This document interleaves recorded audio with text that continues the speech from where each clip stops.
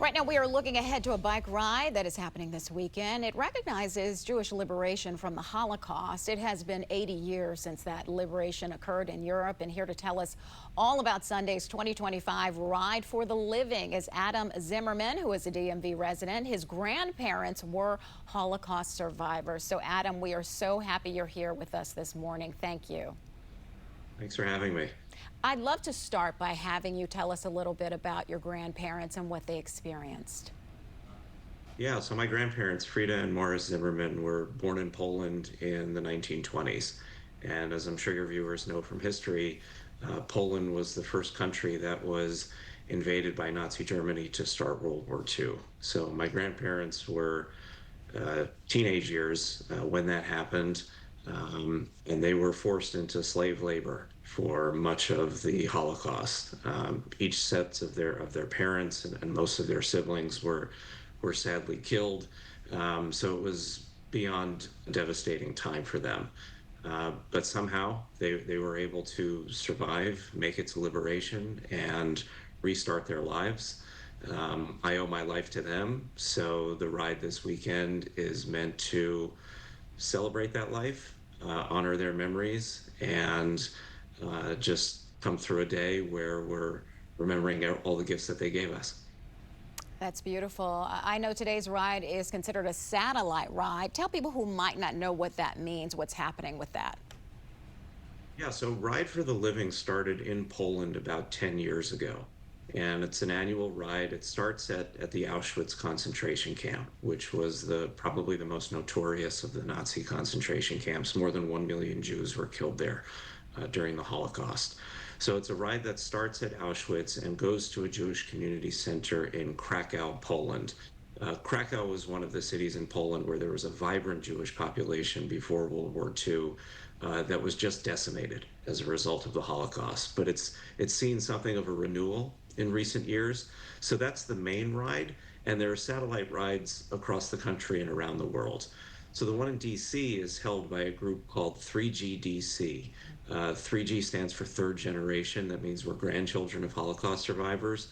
We do a lot of speaking engagements in schools and synagogues and community institutions, sharing our grandparents' stories, connecting it to lessons that we can learn in the present day with kids and school groups and others. And the ride this weekend is really meant to just be a celebration of all that our grandparents gave to us.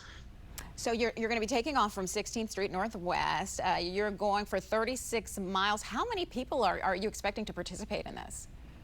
Yeah, so it's a pretty small group. You know, there's about 15 of us, and what we all have in common is that our grandparents survived the Holocaust. And so, as you can imagine, there's a lot of intergenerational trauma that gets passed down as a result of having that sort of legacy. Our grandparents' stories are very difficult, but they're also, in a way, quite beautiful.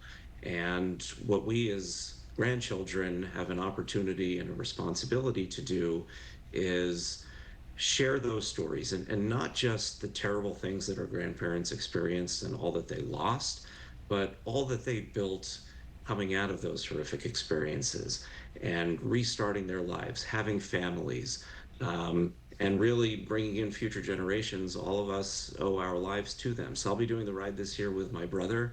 We each have kids in the area, the fourth generation, and these are stories that we've passed out to them over the years and will continue to do so. So it's a really special opportunity for my brother and I to honor the legacy and celebrate the next generations that will benefit from it.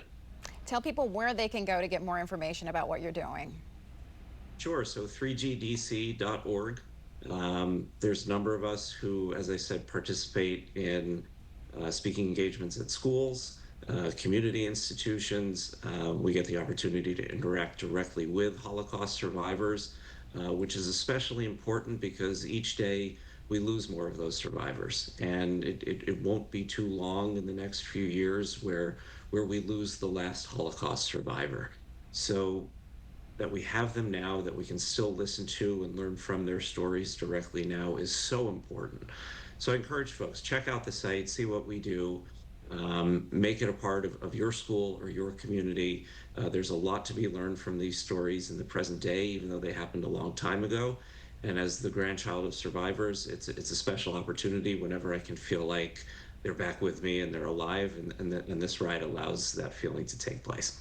Well, Adam Zimmerman, again, we are so happy to speak with you today, and I hope you have a great ride.